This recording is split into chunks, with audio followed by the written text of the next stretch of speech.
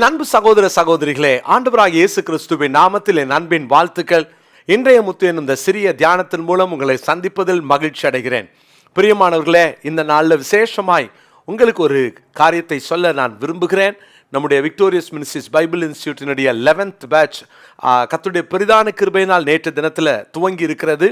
ஒருவேளை இதில் நீங்கள் இன்னைக்கும் சேரலாம். கீழே காண்கிற இந்த ஃபோன் நம்பரை குறித்து கொண்டு நீங்கள் விவரத்தை அறிந்து கொள்ளலாம். ஏன்னா மீண்டும் இந்த வருஷத்தில் இன்னொரு பேட்ச் நம்ம துவங்க மாட்டோம். எனவே இந்த நல்ல வாய்ப்பை நீங்கள் பயன்படுத்தி கொள்ள அன்போடு அழைக்கிறேன். பிரியமானவர்களே, நாம் ஆவிக்குரிய வாழ்க்கையில் வளர வேண்டும் என்ற தலைப்பில் ஒவ்வொரு நாளும் தியானித்து கொண்டிருக்கிறோம். அநேகருடைய வாழ்க்கையில் நான் ஆண்டருக்குள்ளே வளர்வதற்கு இந்த செய்தி பிரயோஜனமாக இருக்குதுன்னு சொல்லி அவங்க சாட்சி பகிர்றாங்க. அதுக்காக நான் கர்த்தரை துதிக்கிறேன்.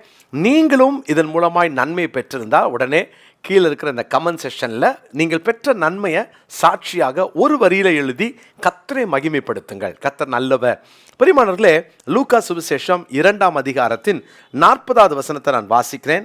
லூக்கா 2:40. பிள்ளை வளர்ந்து ஆவியிலே பெலன் கொண்டு ஞானத்தினால் நிறைந்தது, தேவனுடைய கிருபையும் அவர் மேல் இருந்தது. பிள்ளை வளர்ந்து இயேசு கிறிஸ்துவை கொண்டாந்து பிரதிஷ்டை பண்ணுறாங்க. அப்புறம் வாசிக்கிறோம், அவர் வளர்ந்தார். எப்படி தெரியுமா? ஆவியிலே பலன் கொண்டு. நீங்கள் வளருவதற்கு ஆவியில் பலன் கொள்ளுகிற அனுபவம் ரொம்ப அவசியம்.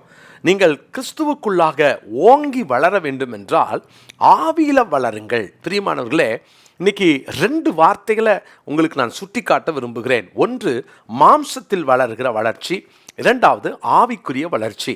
பாருங்க, தாவீதினுடைய மூத்த சகோதரன் எலியாப், அவர் சரீரப்பிரகாரமான வளர்ச்சியில் இருந்தார். அவருடைய ஹார்ட்டை கர்த்தர் பார்க்குறாரு. ஆனால் சின்ன பையனா ஒரு அழகு மேனியோடு இருக்கிற தாவீதையும் கர்த்தர் பார்க்கிறார். தாவீதின் இருதயத்தை பார்த்தார். அப்போ சொல்கிறாரு, நான் இருதயத்தை பார்க்கிறவர் இவன் அல்ல அப்படின்னு சொல்லிட்டு அந்த சாமுவேல் கிட்ட கர்த்தர் ரொம்ப தெளிவாக ஆண்டவர் அந்த எலியாபை தெரிந்து கொள்ளவில்லை என்பதை சொல்லுகிறார். இதை கேட்டுக்கொண்டிருக்கிற அன்பு சகோதரனே சகோதரியே, ஆண்டவர் தாவீதை தெரிந்தெடுத்தார். அப்போ இதில் என்ன கவனிக்கணும் அப்படின்னா, ஆவியில் வளர்கிறோமா மாம்சத்தில் வளர்கிறோமா? மாம்சத்தில் வளர்கிறவங்க நிறைய பேர் இருக்காங்க. மாம்ச ரீதியில் இன்னைக்கு நான் யார் தெரியுமா அப்படின்னு தங்கள் உடம்பை வளர்த்து கொள்ளுகிற, தங்களுடைய சரீரத்தை வளர்த்து கொள்ளுகிற, தங்களை வெளியில் அழகாக காட்டணுன்றதுக்காக தங்களுடைய சரீரத்துக்கு அதிக முக்கியத்துவத்தை கொடுத்து, இதுக்கு ரொம்ப இம்பார்ட்டன்ஸ் கொடுத்து ஸ்பிரிச்சுவல் குவாலிட்டிஸை இழக்கிற நிறைய பேர் இருக்காங்க. நீங்கள் ஆவியில் பலன் கொள்ளுங்க. எல்லாவற்றையும் தேவ சமூகத்தில் நீங்கள் முழங்கால் படியிட்டு ஜெபித்து வளர கற்றுக்கொள்ளுங்கள். எல்லாவற்றிலும் தேவனுடைய பிரசன்னத்துக்குள்ளே போய் உங்கள் முழங்காலை ஆயுதமாக மாற்றுங்கள். நீங்கள் ஒருவேளை மாம்சத்தோட போராடி மாம்ச கிரியைகளில் நீங்கள் அதிகமாக சண்டை போட்டுக்கிட்டு இருந்தீங்கன்னு சொன்னால் அது உங்களை மேற்கொண்டுச்சு அப்படின்னா கண்டிப்பாக எந்த பிரயோஜனமும் இல்லை. பிரியமானவர்களே, மாம்சத்தை நீங்கள் வளர்க்குறீங்களா ஆவியை வளர்க்குறீங்களான்றதை ரொம்ப கவனமாக அடிக்கடி யோசித்து பாருங்க.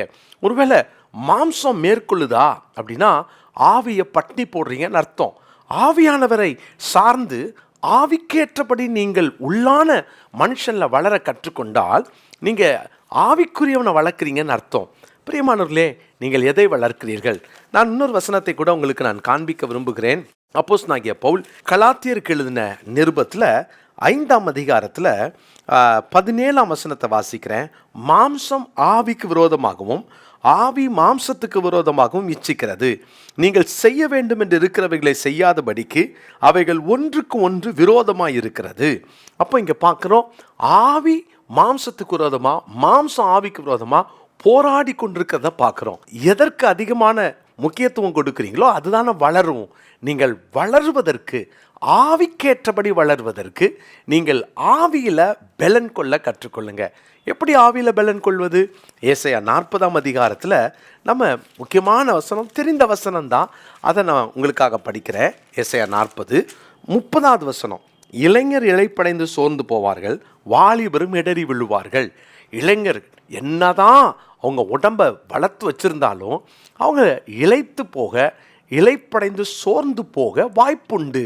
ஆனால் அடுத்த வசனம் பாருங்களேன், கர்த்தருக்கு காத்திருக்கிறவர்களோ புது பலன் அடைந்து கழுகுகளைப் போல சட்டைகளை அடித்து எழும்புவார்கள். அவர்கள் ஓடினாலும் இளைப்படையார்கள், நடந்தாலும் சோர்ந்து போகார்கள். அப்போ கர்த்தருக்கு காத்திருக்கிற அனுபவம் இருக்கே, இதுதான் ஆவியில் பலன் கொள்ளுகிற அனுபவம். டெய்லி காலையில் ஆவியில் பலன் கொள்ளுங்கள், அதுதான் உண்மையான வளர்ச்சி.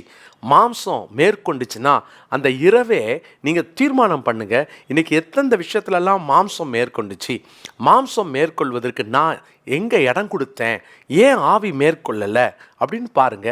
ஜெபம் குறையுதுன்னு அர்த்தம். ஜெபத்தை அதிகப்படுத்துங்களேன்.